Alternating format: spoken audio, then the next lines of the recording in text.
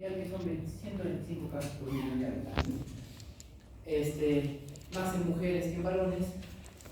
Si se presenta en varón, la mortalidad es mayor. Y causa una tasa de muertes de 4 a 12%. Muy bien. Y aquí algo importante, y eso sí, sepan, porque las guías han cambiado. La definición de hipertensión pulmonar es hemodinámica.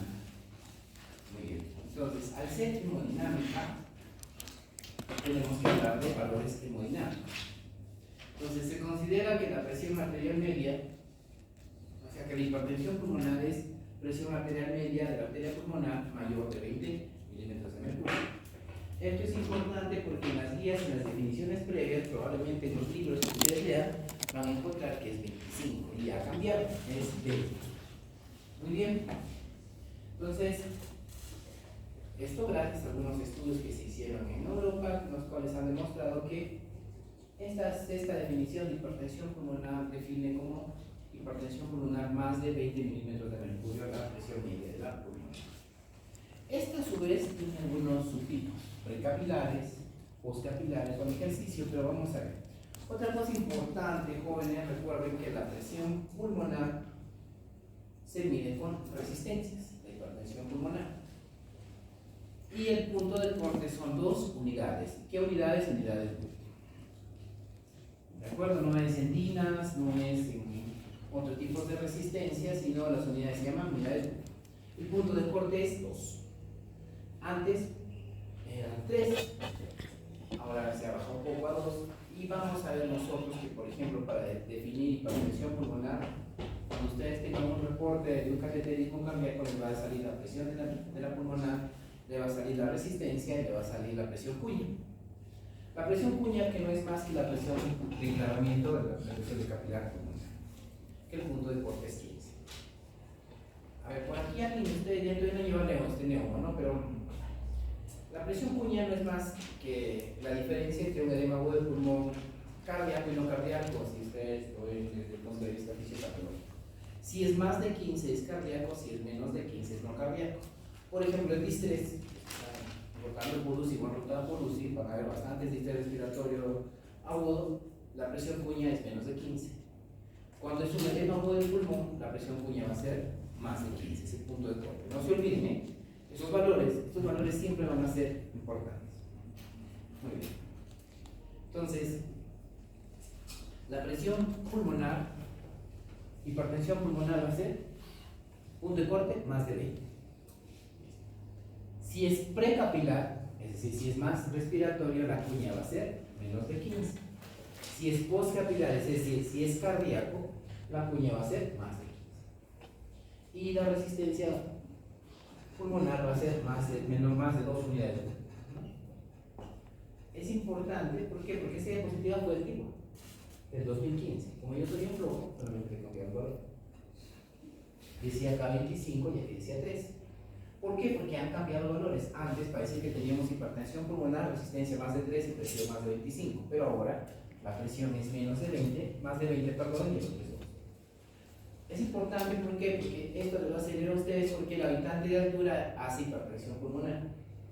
Entonces, nosotros, los de la sierra, tenemos presiones pulmonares más altas.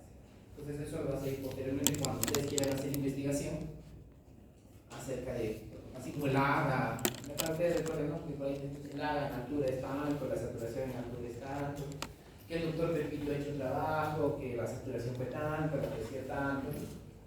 Entonces eso le puede ir. Pero para efectos prácticos nosotros, presión arterial media de la pulmonar, más de 20 y resistencia más de 2. Muy bien, la hipertensión pulmonar, recuerden una cosa importante, que la hipertensión pulmonar es un grupo de enfermedades. ¿Cuántos grupos de enfermedades son? 5. Cuando ustedes tengan hipertensión pulmonar, son 5 grupos. El primer grupo es la hipertensión arterial pulmonar. No se olviden algunos conceptos. Voy a empezar acá. Hipertensión pulmonar no es igual que hipertensión arterial pulmonar, por más que parezca lo mismo. La hipertensión pulmonar es el grupo de enfermedades que que engloba los 5, es el título de todos, que engloba a 5 grupos. El grupo 1 es el grupo de hipertensión arterial pulmonar. Ya está, hasta ahí estamos bien. Porque la fisiopatología de la hipertensión arterial pulmonar del 1 es diferente al de los otros. De acuerdo, muy bien. Si estamos atentos a esto, vamos a ver esta clasificación. 1, hipertensión arterial pulmonar. El grupo 2 es la hipertensión pulmonar asociadas a cardiopatías isquémicas. El grupo 3, hipertensión pulmonar asociado a lesiones pulmonares, básicamente. El grupo 4, asociado a enfermedad tromboembólica crónica, y el grupo 5 es multifactorial. Dicho esto, tenemos que ver qué enfermedades engloba la hipertensión pulmonar. En el grupo 1, la hipertensión arterial pulmonar, que engloba a varios grupos de pacientes. Por ejemplo, les pongo, si un paciente con VIH hace hipertensión pulmonar, es el grupo 1. Perfecto. Pacientes con esclerodermia, pacientes con enfermedades reumatológicas que hacen hipertensión pulmonar, grupo 1.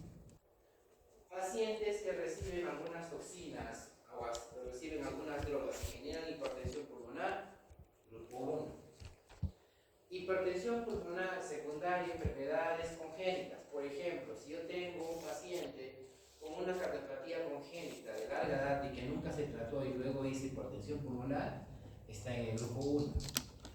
Recuerden, hipertensión pulmonar persistente de recién nacido. Recuerden ustedes que han llevado embriología. Recuerden que paciente recién nacido o intraútero, las presiones son mayores las pulmonares. Cuando uno nace, nace con hipertensión pulmonar. Pero esa hipertensión pulmonar, una vez que se expone al medio ambiente, va a bajar, va a estabilizarse como una persona normal. Pero si esto no baja, se llama hipertensión pulmonar persistente de recién nacido, grupo 1. Hasta ahí, todo bien. El grupo 2, el que está asociado a enfermedades cardíacas. Esto lo tienen que memorizar, sí, lo tienen que memorizar. Grupo 1, la hipertensión arterial pulmonar. Grupo 2, asociados a enfermedad cardíaca izquierda. Es decir, por ejemplo, si un paciente tiene estenosis mitral o tiene insuficiencia mitral, a la larga va a ser hipertensión pulmonar. Muy bien. Aquí está. Si yo tengo insuficiencia cardíaca, voy a generar también hipertensión pulmonar, grupo 2. ¿De acuerdo?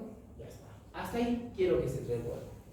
Grupo 3, asociados a enfermedades pulmonares. Por ejemplo, el paciente con neumoconiosis, el paciente con fibrosis, el paciente con tuberculosis, el paciente con bronquiectasis, el paciente con EPOC hace hipertensión pulmonar. Y aquí está otra cosa importante, enfermedad de grandes alturas, o sea, nosotros los que vivimos a más de 3.000 metros sobre el nivel del mar, estamos considerados como poblaciones de gran altura, o sea, nosotros. Probablemente muchos de ustedes de acá a 10 o 20 años hagan hipertensión pulmonar. Y por eso no van a tomar sildenafilo, ¿cierto? Todavía yo veo pacientes que les dan sildenafilo por esto, porque no saben fisiopatología. Les voy a enseñar después. Vamos a comenzar. En el grupo 4, la presión pulmonar está asociada a enfermedad tromboembólica. Pero es que todo tiene lógica. Si yo tengo una obstrucción en una de las ramas de la pulmonar, la resistencia se va a incrementar y voy a tener hipertensión pulmonar. Si yo tengo tromboembolismo pulmonar, voy a tener hipertensión pulmonar del grupo 4. Y el 5 son las viscerales. Entonces, cuando ustedes tengan hipertensión pulmonar, lo primero que van a preguntarse es frente a qué grupo están. ¿De acuerdo? Y de acuerdo a eso van a dar su tratamiento. Esta diapositiva resume la mesa. 1% de la población, lo dijimos así. Tengo presión media más de 20 y la resistencia de amido con unidades Wood's. Punto de corte, 2. Punto de corte para presión arterial media, 20. Si de aquí salen memorizándose eso, perfecto, listo, no hay forma, ya está, ya probaron algunos. Al menos ya una pregunta, ¿no? Algo es algo, ¿no? ¿Cierto? Muy bien. Recuerden que la hipertensión pulmonar, el incremento de las resistencias y el incremento de la presión va a hacer que ese ventrículo derecho trabaje más. Al trabajar más va a producir insuficiencia cardíaca derecha. Y al tener insuficiencia cardíaca derecha me va a generar mayor hipertensión pulmonar y me va a generar. Muy bien. Ahora, la clasificación, hemos dicho la 1, que es hipertensión arterial pulmonar. Esto lo vamos a reservar para la fisiopatología, que es lo que tienen que entender. Y obviamente, si saben fisiopatología, acá es básicamente un resumen, un capítulo entero de farmacología. Y como ustedes dominan fármaco, les voy a preguntar farmacología. Muy bien. Ustedes dominan fármaco, me llevo fármaco, ¿cierto? Alumnos del centro, nuevamente les digo, alumnos del centro, ¿no es cierto? Tigres en fármaco. Muy bien. Segundo, el grupo segundo es patología izquierda, cardíaca izquierda, grupo 2. Grupo 3, patología respiratoria y de enfermedades de altura. Grupo 4, tromboembolia pulmonar. Grupo 5, miseria. Gracias a Dios, el más común es el grupo 2. ¿De acuerdo? Las cardíacas. Menos común las respiratorias y más bien las más raras, el 1, el 4 y el 5. ¿De acuerdo? Muy bien. ¿Puedes repetir la falla cardíaca derecha? Sí, mira, si yo tengo incremento de la presión de la pulmonar y tengo incremento de la resistencia, mi corazón va a trabajar más, mi lado derecho. Voy a generar a la larga hipertrofia del ventrículo derecho y al tener mayor trabajo, a la larga voy a hacer insuficiencia cardíaca derecha. Y esto me va a generar, va a ser el círculo vicioso, me va a incrementar más la hipertensión pulmonar y nuevamente voy a entrar a este círculo y acá. Todos los tipos no pueden generar. No todos van a falla del ventrículo derecho, los 5. ¿De acuerdo? Ustedes tendrán sus abuelitos, sus tíos, abuelitos, con los labios morados, ¿cierto? La mayor parte de la gente anda con sus labios morados, los ancianos, muchos de todos.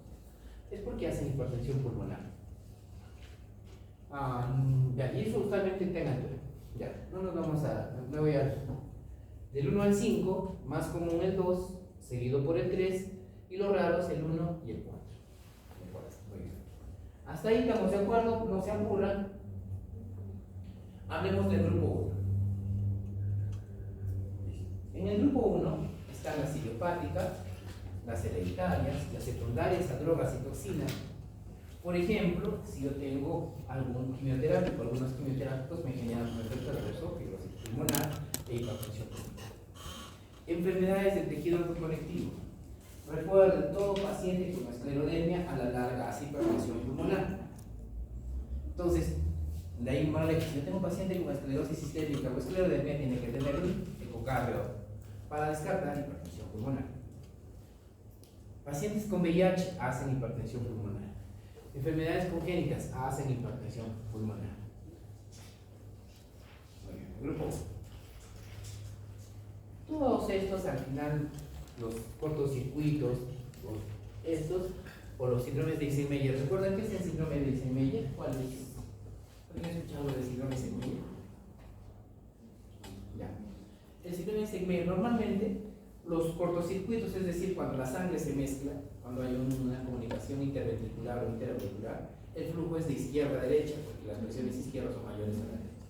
Cuando ese cortocircuito se invierte desde derecha a izquierda, se llama síndrome de Eisenmenger, porque las presiones se han invertido.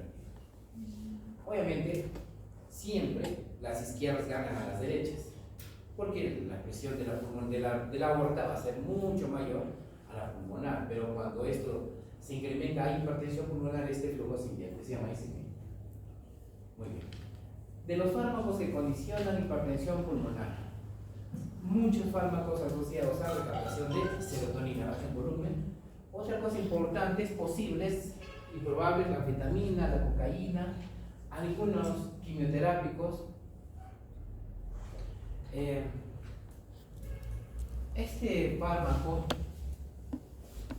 dasatinib, que es un quimioterápico que se usa para, no recuerdo, para cáncer tiroideo, está asociado a hipertensión pulmonar.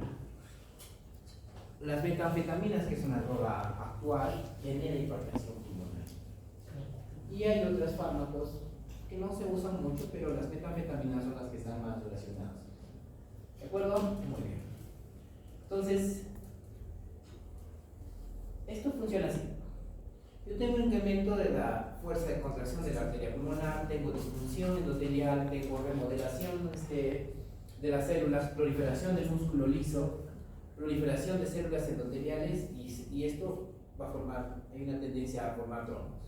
¿Esto qué va a generar? Esto genera oclusión de las arterias pequeñas, ¿no? Si yo tengo mayor vasoconstricción, tengo remodelamiento, es decir, se hipertrofia las capas de la arteria, se van a ocluir. Al ocluirse, va a generar mayor resistencia vascular pulmonar. Al crearse esto, va a generar mayor trabajo del ventrículo derecho. Esto me va a llevar a falla ventricular derecha. Y si yo no lo manejo, me va a llevar a muerte. Entonces, muy bien. Esto es fisiología pura, fisiopatología pura, que va a llevar a recordarse. Existen tres vías que existen a nivel de las arterias, ¿cierto? Las vías de las endotelinas, las vías de las prostaciclinas y la vía del óxido nítrico. Las prostaciclinas, ¿qué acción tienen? Vasodilatadoras. Las prostaciclinas, doctora, vasodilatadoras. El óxido nítrico tiene vasodilatadoras. Las endotelinas son los mayores vasoconstrictores. Se supone que existe un equilibrio entre los vasodilatadores y los vasoconstrictores. Cuando este equilibrio se pierde, ocurre la hipertensión pulmonar. Recuerden que estas vías de las prostaciclinas y el óxido nítrico también tienen un efecto antiproliferativo. O sea, hacen que no se engrose, que no se proliferen los vasos. Mientras que las endotelinas hacen que proliferen los vasos. Y si proliferan, las células dentro de los vasos, va a hacer que se obstruya o se ocluyan las arterias pequeñas y me genere mayor hipertensión pulmonar. Entonces, ¿qué pasa en la hipertensión pulmonar del grupo 1, que es la hipertensión arterial pulmonar? Yo tengo una arteria normal, en cambio la arteria de la hipertensión pulmonar es esta. Tengo proliferación de células endoteliales, tengo hipertrofia de estas células endoteliales, tengo hiperplasia de estas células endoteliales, tengo fibrosis de estas capas y encima, aparte de que ya tengo un volumen muy delgado, tengo vasoconstricción. Obviamente, sobre todo eso, lo que me va a producir es incremento de la resistencia vascular sistémica pulmonar. Y encima va a formarse pequeños trombos, o sea, trascuernos, ¿cierto? Entonces, si nosotros manejamos esa fisiopatología, vamos a saber que tenemos que bloquear la vía de las endotelinas y tendremos que estimular las prostaciclinas y el óxido nítrico. Esto es una arteria normal. Aquí ya tengo proliferación y lo que va a hacer esta obstrucción al flujo es incrementar la resistencia vascular pulmonar. Al tener incremento de la resistencia vascular pulmonar, el ventrículo derecho va a engrosarse, va a hacerse más grueso, va a sobrecargar el ventrículo derecho y el ventrículo derecho va a perder esa ley que se llama la ley de Frank-Starr. Y al llegar, ya que le llega a todo el mundo, va a disfuncionar y queda ahí. Ahí estamos bien. ¿De acuerdo? Muy bien. Entonces yo tengo tres fenómenos: vasoconstricción, remodelación o proliferación de la pared vascular y trombosis. ¿Esto qué me va a generar? Esto me genera incremento de la resistencia vascular pulmonar. Hasta ahí estamos de acuerdo y hasta ahí sabemos que esto tiene que tener un equilibrio. Muy bien. Este equilibrio tiene que llevarse a cabo adecuadamente. Tiene que ver prostaciclinas, tiene que ver óxido nítrico. Si esto disminuye y esto se incrementa, lo que vamos a tener es vasoconstricción. ¿De acuerdo? Entonces, ustedes deben recordarse que hay agentes vasoconstrictores y agentes vasodilatadores. Muy bien. Ya está. Ahora ya está. Miren ustedes, yo tengo factores de riesgo: VIH, hipoxia, trombosis, inflamación, etc. ¿Sí? Acá ya estoy pensando en el grupo 1, grupo 2, grupo 3, grupo 4. Muy bien. Asociado a una predisposición genética que puede haber. ¿Esto qué me va a generar? Una injuria vascular inicial. Lo que me va a producir es disfunción endotelial. Y al haber disfunción endotelial, ¿qué me va a generar? Inflamación y actividad plaquetaria, formación de trombos. Muy bien. Ahora, esta disfunción endotelial en general me va a producir un desbalance entre los vasoconstrictores y los vasodilatadores. ¿Qué me condiciona eso? Vasoconstricción y proliferación endotelial. Esta actividad plaquetaria, alteración inflamatoria me condiciona trombosis. Hemos dicho que había tres fenómenos. Los fenómenos de la vasoconstricción, proliferación y trombosis. Esto genera un remodelado de la vasculatura pulmonar y esto me lleva a una hipertrofia del músculo liso y a la falla del ventrículo derecho y fallo.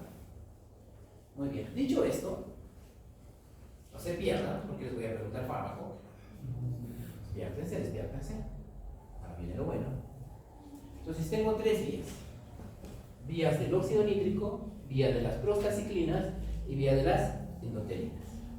Entonces, si este equilibrio se pierde, voy a tener vasoconstricción, proliferación y trombosis. Entonces, si ustedes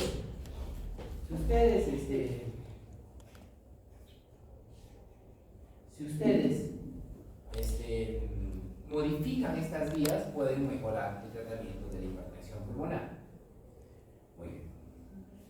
Por ejemplo, si yo tengo hipertensión pulmonar, arterial pulmonar del grupo 1, sé que tengo que actuar, por ejemplo, en la vía de las endotelinas, disminuir la actividad endotelina. ¿Y ahí que voy a usar qué medicamentos? Bosentan, que es el que se usa acá. Y los análogos, el macitentan y el ambrisentan, y sobre sus receptores, el receptor de endotelina A y el receptor de endotelina B. ¿De acuerdo? Entonces, ya estoy pensando, hipertensión arterial del grupo 1, bosentan, porque voy a inhibir la endotelina. Hasta ahí. Ahora tengo que estimular a los vasodilatadores, tengo que dar análogos a las prostaciclinas. ¿Y quiénes son los análogos a las prostaciclinas? El hidrocross. ¿Por qué? Ustedes tienen que recordar que las prostaciclinas tienen que ver con el fosfatidilino-citor. ¿De acuerdo ustedes? O sea que es biología molecular. Y estos medicamentos lo que van a producir es una relajación del músculo liso y van a disminuir la resistencia. Tengo que actuar a nivel del óxido nítrico. Puedo dar óxido nítrico inhalado, etc., pero también puedo estimular la acción del óxido nítrico a través de los inhibidores de la fosfodiesterasa 5. ¿Y quiénes inhiben la fosfodiesterasa 5? Sildenafilo y tálamo. Entonces, si yo enfoco así mi hipertensión pulmonar, sabré dar por qué medicamentos. Recuerden que esta vía, esta fisiopatología, funciona para el grupo 1. Por lo tanto, si hace algún paciente hipertensión pulmonar asociado a fibrosis pulmonar, en la vida le van a dar sildenafil. Y van a dar cuenta que muchos médicos, cuando ustedes acaben, ojalá no sean en ese grupo, que al paciente con insuficiencia cardíaca que hace hipertensión pulmonar le dan sildenafil.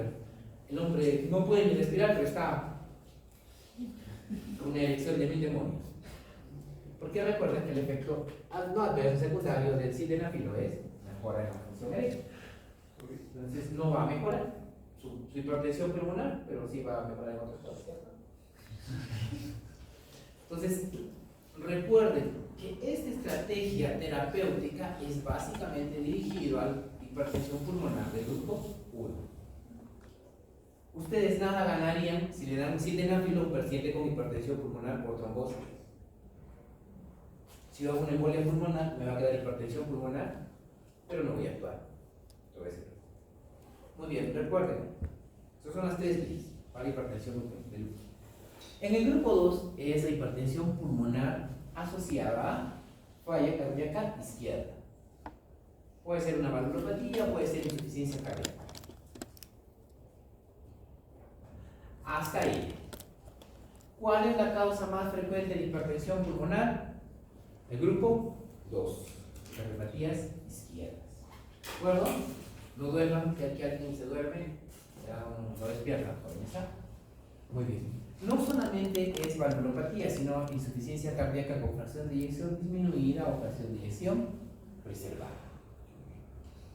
Si yo sé que la fisiopatología de esta hipertensión pulmonar es por una cardiopatía izquierda, ¿cuál sería el tratamiento? manejar la causa de fondo.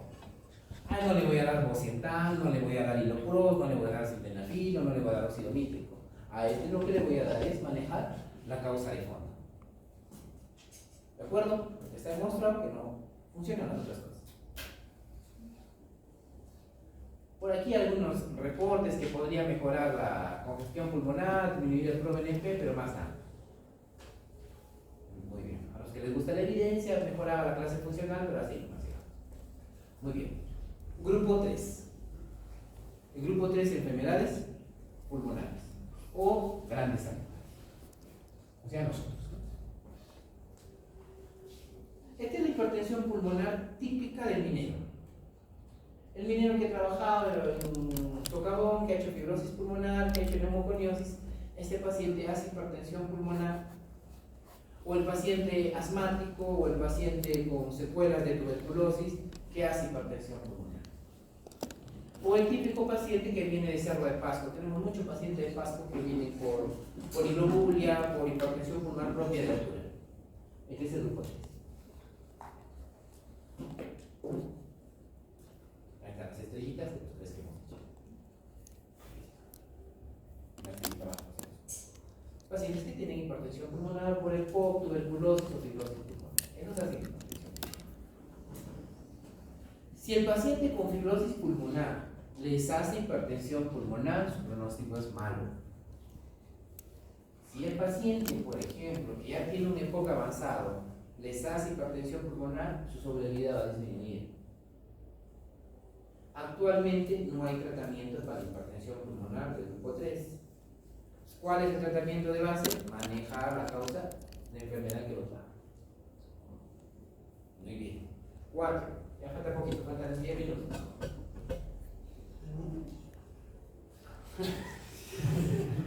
En el grupo 4. En el grupo 4 tenemos hipertensión pulmonar secundaria a tromboembolia pulmonar. Ahí básicamente es tratamiento con anticoagulación. De aquí algo importante. Si tú quieres hacer diagnóstico de tromboembolia pulmonar aguda, un TEP, ¿qué le solicitarías? ¿Qué estudio para hacer diagnóstico? ¿Doppler de qué? Pulmonar.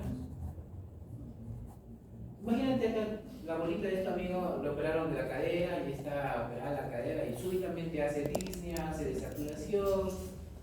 Y tú dices, ay, a mí me han enseñado que este es la tromboembolia pulmonar es un paciente postrado, operado de cadera, anciano, y que se caracteriza por disnea súbita, tos y desaturación. Ya, ese tiene. Listo, tú sospechas hipertensión pulmonar, una tromboembolia pulmonar. ¿Qué estudio le pedís para confirmar el diagnóstico? Ahí está bien. Bueno, una angiotensia, ¿cierto? Una angiotensia, ¿cierto? Ahí está, soplándole la cosa. Aquí está. El Doppler lo que vas a buscar es si es que esa embolia ha sido producida por una trombosis periférica venosa. Para ver de dónde venía. ¿Por qué está asociada? Ya está. Entonces, para hacer diagnóstico de quiero que me escuchen, de tromboembolia pulmonar aguda, el gol estándar es tomografía, angiotomografía, angiotomografía. Miren ustedes las imágenes de sustracción, los trombos que están acá en la pulmonar izquierda, y acá me ha agarrado todo la pulmonar izquierda y la pulmonar derecha, ¿no? Ahora, si yo pienso en cronicidad, si yo pienso que la lesión es crónica, el gol estándar es gammagrafía, ventilación, perfusión. Recuerda, pregunta de examen. Muchos marcan angioten. El angioten es para el TEP agudo. Para el TEP crónico, gammagrafía, ventilación, perfusión. Miren ustedes, esto es un pulmón normal. La perfusión de un pulmón normal, y este es un pulmón que se ha necrosado, porque se ha obstruido la arteria pulmonar. ¿Ven la distribución? ¿Ven la distribución? Acá se ve bien todo blanco, acá solamente la mitad está ocluida.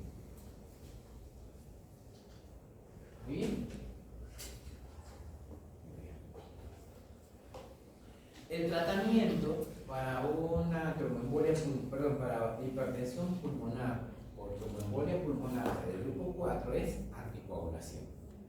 Si la anticoagulación no funciona, lo que tiene que hacer es arterectomía. ¿Qué es la arterectomía? Meter un catéter y jalar. Arterectomía es entrar la arteria, entrar por la arteria, por dentro, a jalar y jalar el trombo y liberar.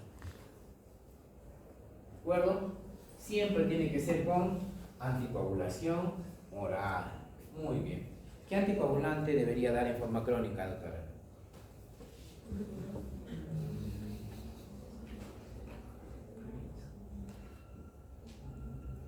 De la heparina ya. ¿Qué debe ayudar? ¿Enoxaparina? ¿O heparina sódica?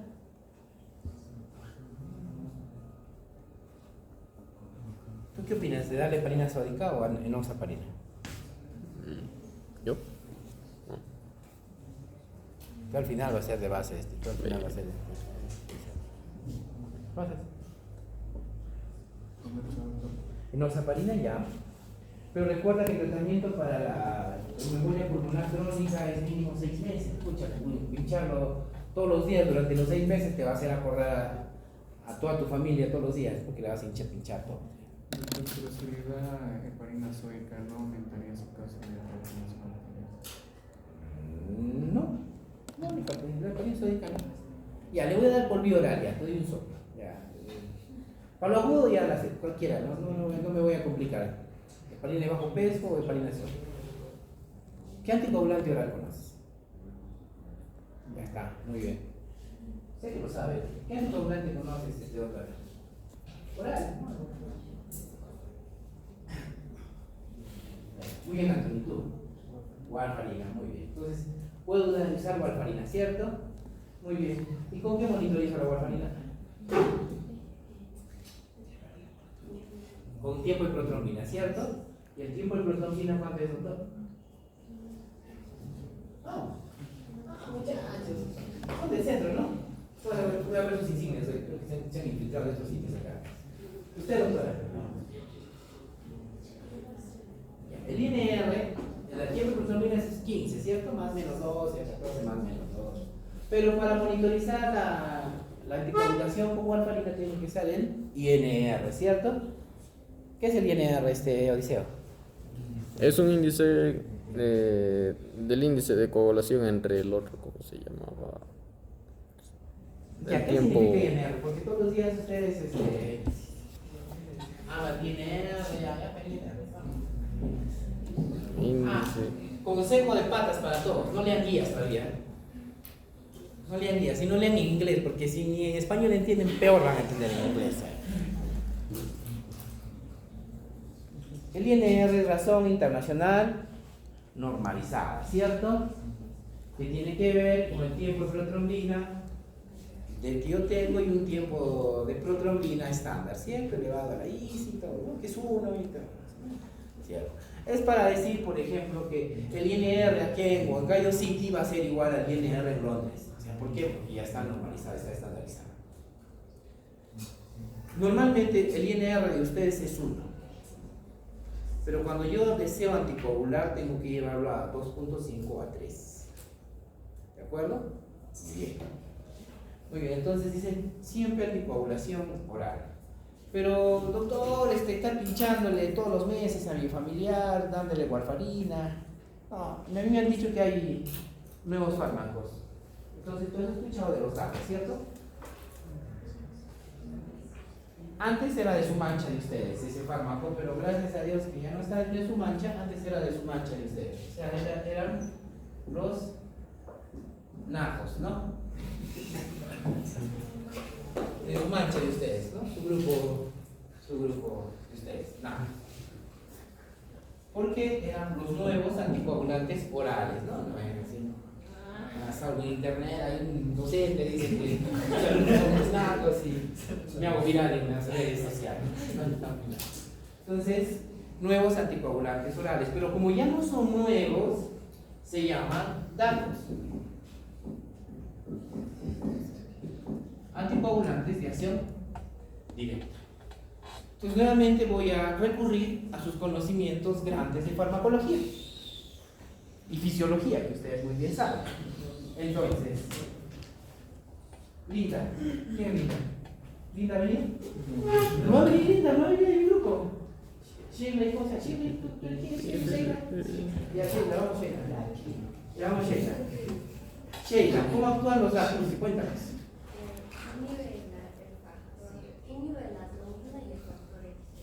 Muy bien. Entonces, el factor que voy a actuar, ustedes saben que en la vía de la coagulación tenemos a dos importantes, al factor 10, ¿cierto? Y a la protrombina, ¿cierto? La protrombina.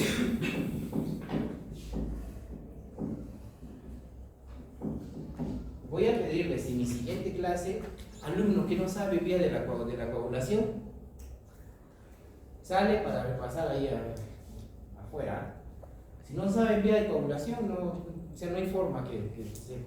Porque en coronarios vamos a hablar de clopidogrel, de carnelol, aspirina, ticlopidina. Y esto ya fármaco, recuerden que ya están llevando clínicas, ya su época de pollitos, de tomarse la foto con el guardapolvo, ¿no?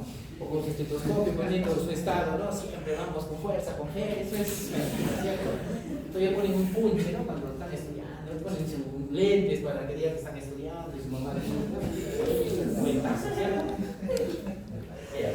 Entonces, los anticoagulantes de acción oral, recuerden que ustedes que en la vía clásica yo tengo a los estimulantes de o análogos que estimulan la vitamina K, ¿cierto? Los análogos de la vitamina K. Todos 5, 7 y 9, ¿cierto? Todos 5, 7 y 9. Ya. Pues la vitamina K actúa con estos factores dependientes de vitamina K, ¿verdad? Pero yo lo que voy a hacer con los datos es no depender de esto, sino actuar directamente. Actuar sobre el factor 10 o la protrombina. ¿Quién es a extinguir en la protrombina? Shirley. Shirley, no, Sheila, perdóname, doctor. Ahora Sheila, vamos.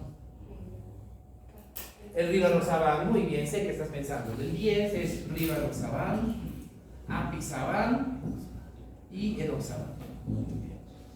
Y al 2, la protrombina es dabigatran. ¿De acuerdo?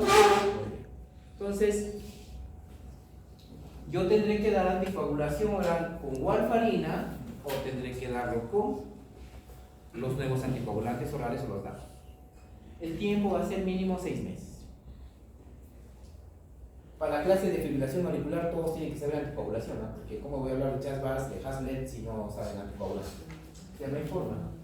Tienen que saber. Ya saben que tiene que haber el fármaco. No hay forma, si no voy a decir lo que siempre les digo a todos, ¿cómo han llegado a clínica médica 2 si no se pasa? Siempre les voy a decir, no pagan. Aquí no han pagado, ¿qué pasa? ¿Cuánto cuesta? Entonces, recuerden que en el grupo 4 solamente el tratamiento es anticoagulación. Y si no funciona la anticoagulación, tengo que limpiar el coágulo, o sea, sacarlo, el territorio. Por ahí algunos estudios pequeños que han dicho que el macitentam u otros del igual disminuye la resistencia vascular pulmonar, pero solamente son estudios pequeños.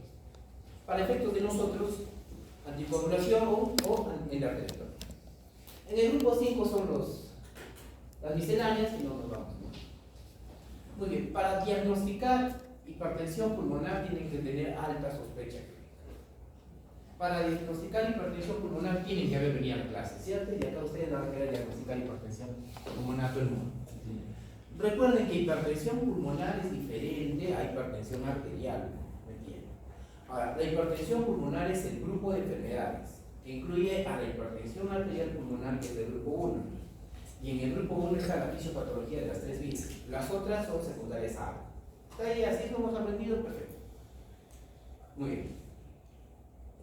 Sospecha clínica, algunas pruebas diagnósticas que vamos a ver, y siempre tiene que ser con un equipo multidisciplinario, ¿no? Con el neumólogo, si usted está pensando. Muy bien.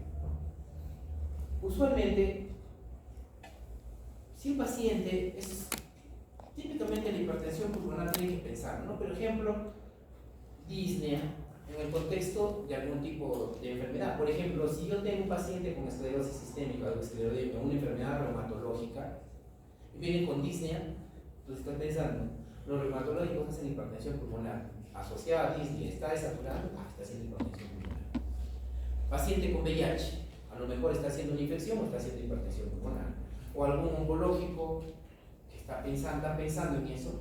O por ejemplo, un paciente con cardiopatía congénita, ¿no? Yo le escucho un soplo y le encuentro pues cianótico, todo con el labio morado y digo, está haciendo hipertensión pulmonar.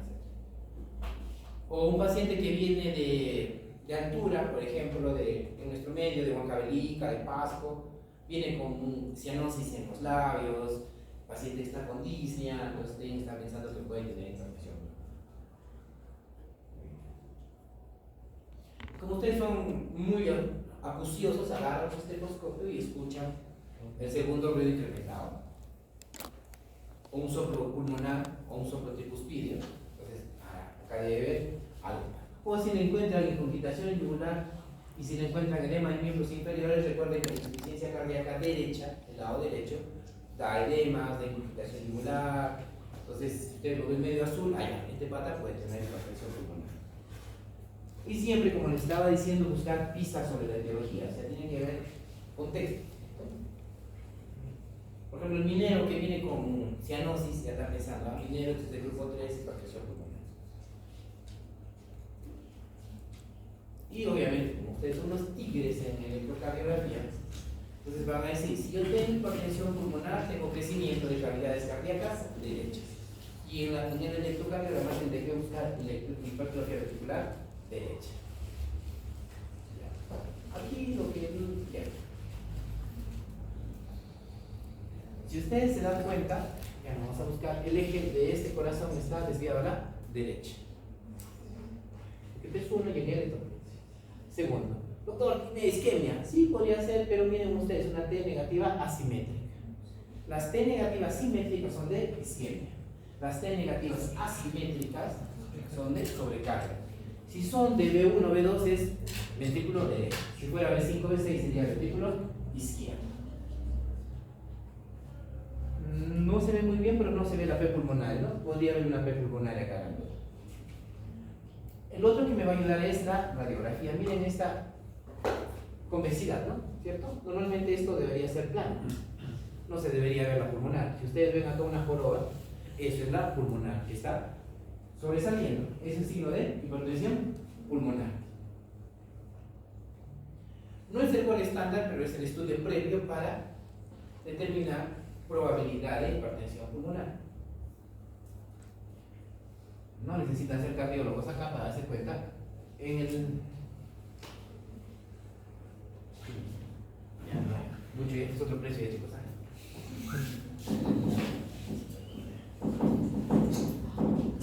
Ya, en ecocardiografías, recuerden una cosa: en ecocardiografía, el corazón se ve al revés, la transtorácica. O sea, la punta lo van a ver para arriba y las cavidades abajo. Entonces, así es. Para que se ubiquen, por favor. Ya. Este es el ventrículo izquierdo, este es el ventrículo derecho, este es la aurícula derecha, este es la aurícula izquierda. Porque están viendo al revés. Cuando uno pone el ecógrafo, la imagen se ve al revés. Entonces, lo que ustedes ven acá, este es el ventrículo derecho, la aurícula derecha, aurícula izquierda, ventrículo izquierdo. Normalmente las cavidades izquierdas tienen que ser mayores que las cavidades derechas. Pero en la hipertensión pulmonar esto es al revés, porque tengo crecimiento de aurícula derecha y de ventrículo derecho. Muy bien.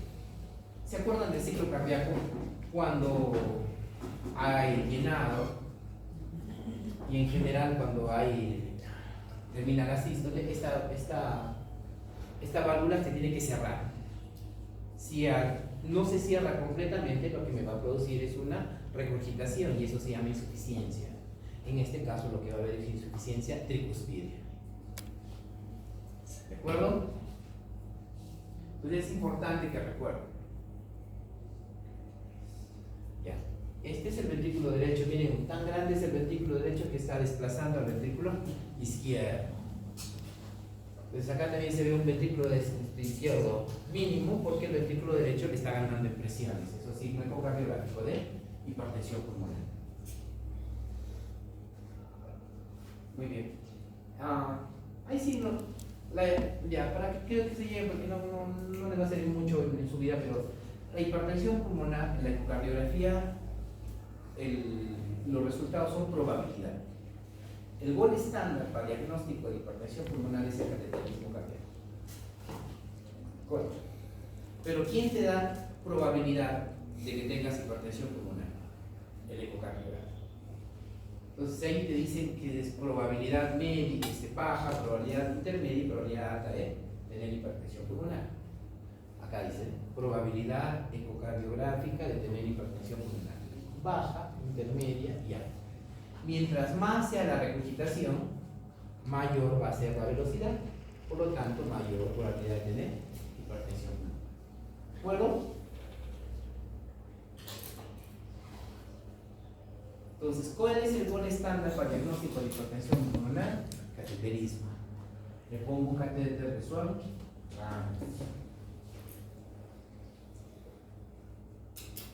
Entonces aquí te confirma la hipertensión pulmonar, te valora la severidad y ves si tu arteria es reactiva o no.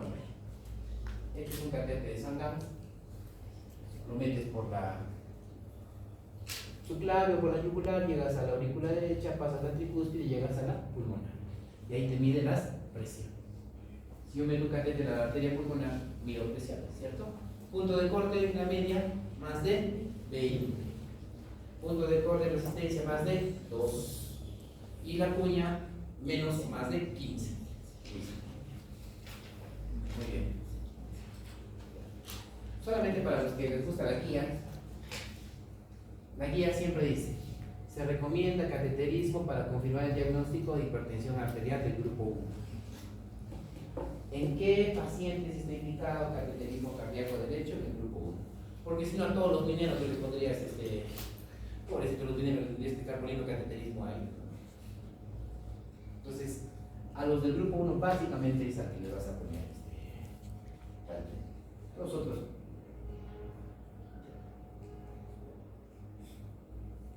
Entonces, ¿qué hago yo? Si yo tengo un paciente con sospecha de hipertensión pulmonar, ¿qué tengo que hacerle? Un ecocardiograma. ¿El ecocardiograma qué me va a decir? ¿Es baja probabilidad o probabilidad alta o intermedia?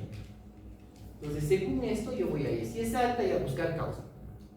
Si es baja, hay que hacer otra cosa, ¿no? Porque es poco probable que sea. Probabilidad te dice que es bajo, poco probable que tenga hipertensión pulmonar.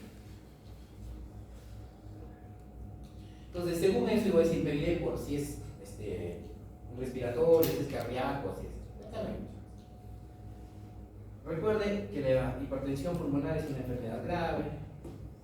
La probabilidad de sobrevida es baja a los 5 años. Y aquí, quien marca la pauta es si el ventrículo derecho está disfuncionando. Si el ventrículo derecho ya entraba en disfunción, el pronóstico es sombrío. ¿Quiénes tienen peor pronóstico? Hipertensión pulmonar por esclerodermia y VIH. ¿De acuerdo? Si un paciente, por ejemplo, ¿quiénes tienen mejor pronóstico?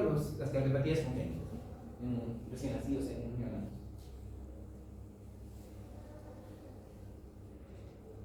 Aquí lo que hemos dicho. VIH tiene un paciente VIH que es hipertensión pulmonar del grupo 1, su pronóstico es sombrío, acá es la sobrevida. Y bien, ya para irnos, ¿qué hago cuando un paciente tiene hipertensión pulmonar? Medidas generales, ¿no? Si falta oxígeno, le doy oxígeno, si está con edema, le doy diuréticos, tratamiento de soporte. Si estoy con hipertensión pulmonar de grupo 4, tengo que dar anticoagulantes. Si me ha hinchado, has hecho falla cardíaca, lo veo edematoso, diuréticos. Si está hipoxémico, oxígeno. Si está taquicárdico, haciendo arritmias, beta-bloqueadores. Muy bien, y es lo que hemos dicho, tratamiento de soporte. ¿Podría usar antagonistas de canales de calcio como el diltiazem? Sí, siempre y cuando le haya hecho un cateterismo cardíaco.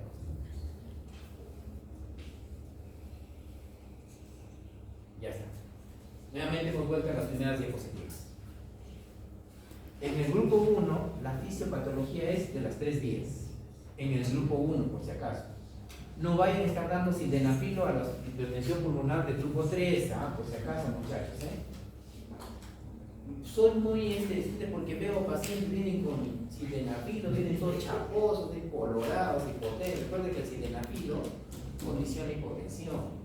Sildenafilo condiciona vasodilatación general, no solamente te vasodilata en algunas zonas, te vasodilata todo es un vasodilatador venoso. ¿Entienden? Muy bien. Vías endotelinas, prostaglandinas, prostaciclinas y oxidolina. ¿Listo? Conclusiones para llevar a casa: la hipertensión pulmonar es una enfermedad poco común, puede ocurrir en cualquiera. Ocurre cuando ya la enfermedad de base está progresando.